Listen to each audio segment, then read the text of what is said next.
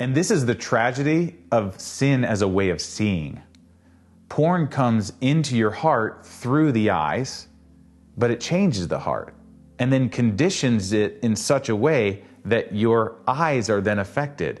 You lose the ability to discern between what is good and what is bad, between what's beautiful and what's ugly, what pleases God and what displeases Him. You see, porn blinds you. Not physically.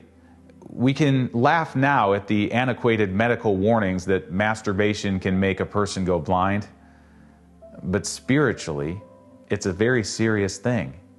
It makes you unable to see the goodness of God's design of your sexuality, of romantic relationships, of male and female friendships, of marriage, of so many other things.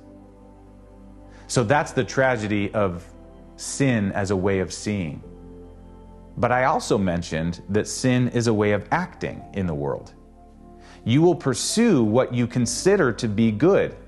So if you've been deceived about what's good, then you will pursue those false goods and gradually harden your soul. Scripture says that those deceitful desires lead you to practice every kind of impurity. And practice makes perfect. This is the one great danger of porn. No one really realizes at first. It seems victimless and mostly harmless, but as a practice, it's conditioning you. You involve your body and your soul in practicing porn, and you narrow both body and soul to its shape. You train your body to be aroused by what falls outside God's design. You train your soul to delight in what is illicit and forbidden. This can happen with explicit pornography and masturbation, but it also can happen with erotic fiction, fantasy, anime, VR, social media feeds. They can come at you from endless angles. Anything that provokes sexual desire with the false promises of fulfillment, inclusion, intimacy, and all the other things God designed sex for in the wonder of a covenant marriage.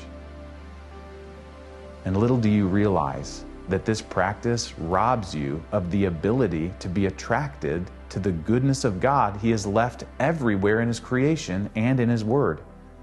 You become less able to love Him, to love others, and even to know yourself.